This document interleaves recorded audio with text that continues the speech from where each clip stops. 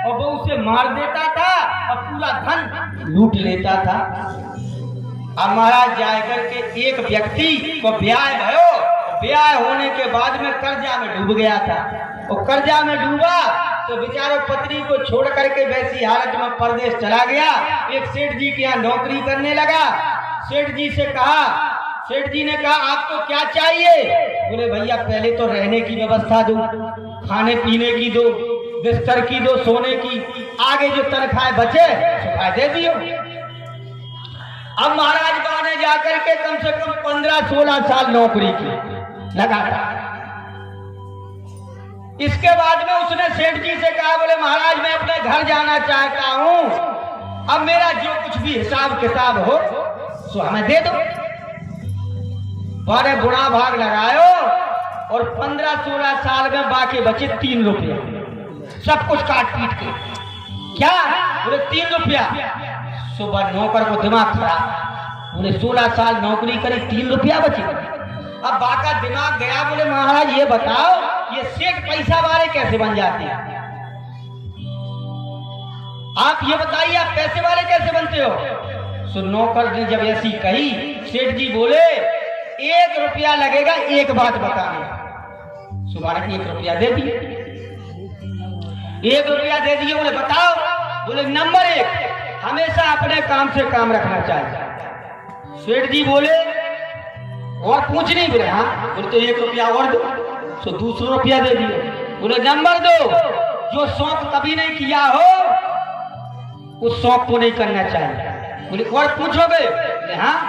बोले 300 रुपया दो। सो 3 रुपया ले लिए। बोले अब तीसरी बात क्या है?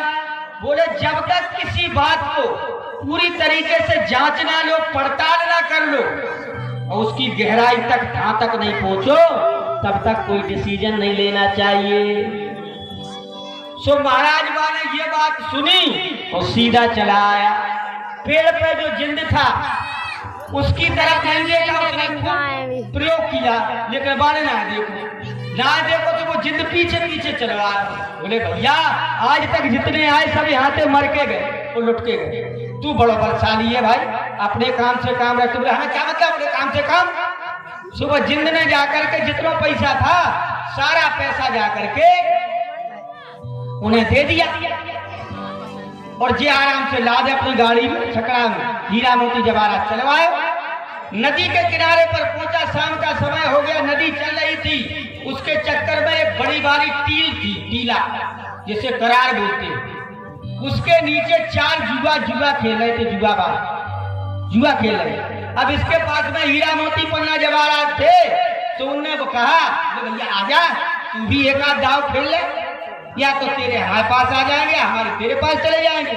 बाद सेठ जी की दूसरी बात याद आ, बोले सेठ जी ने कहा था कि जो शौक कभी नहीं किया हो उसे नहीं करना चाहिए। तो वो बोले भैया तुम ही खेलो, हमारे तो ठाकुर जी ठीक है बढ़िया। कुछ देर बाद ऐसा भयो कि वह करार गिरी, सुबह चारों दब गए। सुबह ने सबकी मट्टी इधर उधर करी और मुर्दा फेंके नदी में, और जितना सा वो था उनका हीरा पन्ना जवाहरात चोरों का वो इकट्ठा लिया तो गाड़ी में ला और अपने जो है घर के लिए चल दिया। शाम के समय में घर पे पहुंचा तो उसने कहा देखे मेरी पत्नी वास्तव में पतिव्रता है या कुछ वही चल रहा है। महाराज घर पे पहुंचा, उसने जाकर के अंधेरी रात में गाड़ी एक साइड लगा दी तो कहा देखे कि 8-9 बजे की सायंकाल का समय, रात्रि का, एक नौजवान 16 वर्ष का बालक हाथ में कुल्हाड़ी लिए और महाराज जाए करके अंदर गया घर के और किवाड़ बंद कर लिया। अब इसका दिमाग दौड़ा, बोले हम तो जाकर के ब्याह के बाद तुरंत चले गए थे हैं, और बता हमारे जाने के बाद में हमारी पत्नी पर पुरुष के साथ में रंगरेलियां मना रही है, ऐसा विचार में आया। फिर मन में विचार आया कि हमारी सेठ जी ने जो तीसरी बात कही थी क्या, बोले जब तक किसी बात की पूरी तह तक ना जाया जाए तब तक कोई डिसीजन नहीं लिया जाए। सो महाराज इसने मन में विचार किया कि कल सवेरे जैसे ही जाकर के किवाड़ खोलेंगे तो हम आदमी मार देंगे और अपनी पत्नी मार देंगे।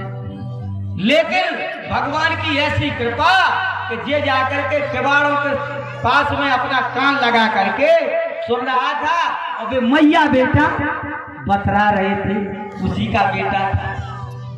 मैया बेटा बतरा रहे थे तो जब जाए करके सारी बात को सुन लिया कि अरे राम राम राम, हम तो इसको मारने की सोच रहे थे, तो मेरी औलाद थी है, और मैं जाकर के बिना विवेक के यदि कोई काम करता तो आज अपनी ही पत्नी और अपने बेटे से हाथ जो बैठता, फिर मैं अपना मुंह कहाँ दिखाता।